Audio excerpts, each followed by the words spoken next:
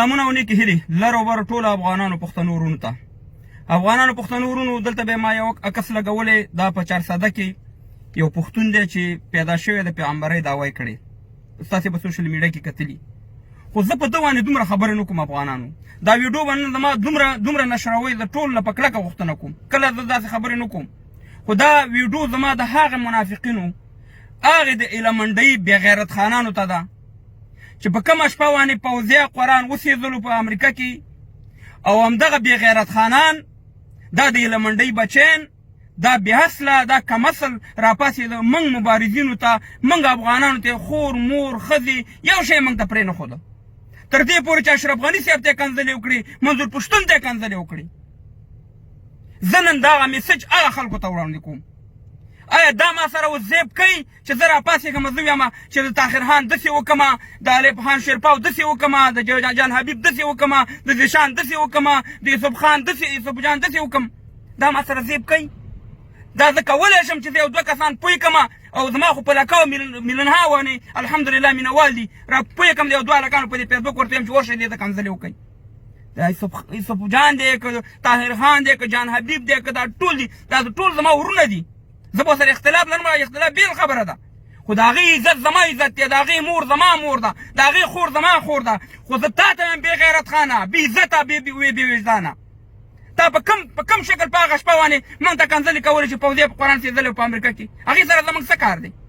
اوس به زه راپاڅېږم چې د ټول پاکستان داسې وکړم چې روزانه وروره په پاکستان کې یو پیغمبر را پیدا کېږي، روزانه وروره یو بدعتي را پیدا کېږي، وایي ما پیغمبر علیه السلام په خوب کې لیدلی، وروره په جلسو کې روزانه وروره صاحب مهربانه د پیغمبر علیه السلام بیبیانې چې زموږ او ستاسې مورګانې دي، ابوبکر ته دې ټولو ته کنځلې او بدرد ورته ویل کېږي. دا خبره دا ده چې ولې دا ټوله دنیا یو طرف ته که او پاکستان بل طرف ته که، د ټول نه زیات بیداد، د ټول نه زیات د پیغمبرۍ دعوې، د ټول نه زیات د بیبیانو ته چې سپکاوی کېږي په پاکستان کې کېږي. نورو هېوادونو کې به هم داسې کېږي، یو ټک نوم یو شی به یا په افغانستان کې وي، په ناروې کې وي، په امریکا کې وي، په یوروپ کې وي. خو د ټول نه زیات بیداد، زیات د پیغمبر علیه السلام دعوې چې کوي، هغه صاحب مهربانه په پاکستان کې دي.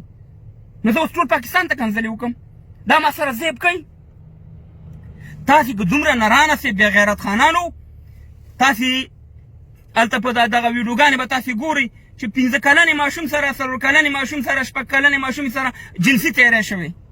تاسې د دې پاکستان دفاع چې کوئ چې نمبر 1 آیسای زنده‌باد، کومه ورځ دغه ته پانسي سزا ورکړه، یا چې داسې د پیغمبرۍ دعوه کوي تاسې دې ته د پانسي سزا ورکړه؟ تاسې خو تاسې ویم اصلي بې غیرت خانانو، تاسې د اسلام دشمنان هستئ، تاسې د قرآن دشمنان هستئ، تاسې د پیغمبر علیه السلام دشمنان هستئ. ځکه تاسې د هغه خلکو دفاع کوئ چې هغې په سوات، ملکان، دیر، باجوړ، وزیرستان، افغانستان کې په زرهاو زموږ او ستاسې خویندې میندې بې عزته کړي، په لکاو لر او بر پښتانه افغانان یې شهیدان کړه. تاسې خو د هغې ته زنده‌باد ویوئ، نو تاسې څنګه د غیرت او د اسلام خبرې کوئ؟ افغانان ورونو، زه کولی شم چې زه یو دوه کسان پوه کړم په دې یوروپ کې، زما په لکاو په میلنهاو دغه دي، مینوال دي، چې راشه وروره د ښکته پښتنو منطقو کوم مبارزین چې دي دا غټ د دې ته کنځلې وکړه، ځکه چې په پاکستان کې نن پیغمبر پیدا شوی، په پاکستان کې نن د قرآن دغه شوې ده. دا ته خدای پاک ما ته خوله نه راکوي. کنځلې هغه چا ته سړی کوي چې کوم سړی کنځلې کوي. و زه یا نور مبارزین موږ په دلیل په منطق دغه کوو، مبارزه کوو. زه دا ویم چې آیسای زما دشمنه ده، د اسرائیل نه زما بدترینه دشمنه ده، په جارې ویم. اسرائیل ما ته دومره نقصان نه دی را رسولی څومره چې ما ته آیسای را رسولی دی. خبره دا ده، راشه په منطق په دلیل ویو چې ته دا خبره ولې کوې، ولې دا د اسرائیل نه بدترین دشمن غړي. زه به ورته یم چې دا خبره ده. نو افغانانو پښتنو ورونو، تاسې به لیدلي چې په ناروې کې یو نارویجي قرآن سېزلو او یو عربي په ورمنډه کړه.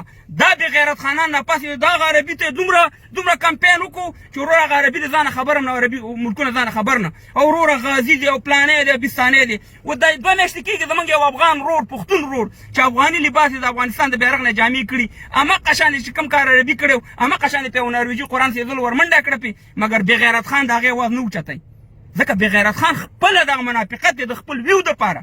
دغه سړی چې د پیغمبرۍ دعوه کړې ده، موږ دا ویو چې د دې معاینت دې وشي، میډیکل ټیسټ دې وشي چې دا دماغ یې جوړ دی که صحیح دی که نه صحیح دی. او تاسې دا مه وایئ چې دا دې پانسي کړي. ستا حکومت دغه شان د خلک په جهازونو کې کېنئ دلته اروپا ته راولي څوک چې د پیغمبر علیه السلام توهین کوي څوک چې د پیغمبر دعوه کوي څوک چې قرآن سیزي هغه ستا پاکستان د هغې دفاع کوي ستا د دې پاکستان د قانون چې کفري قانون دی پوه شئ بې غیرت خانانو او چې کله په یوروپ کې ماته هغه کسان چې چا په هغه شپه کنځلې کړي ماته په مخه رالی په یوروپ کې نور ځینو کې زما لاس نه رسېږي بیا هغه ساعت او مسلات انشاءالله زه به ستاسې صحابه په مالګه کړم دا ویډیو مخکې شیر کړئ خدای په امان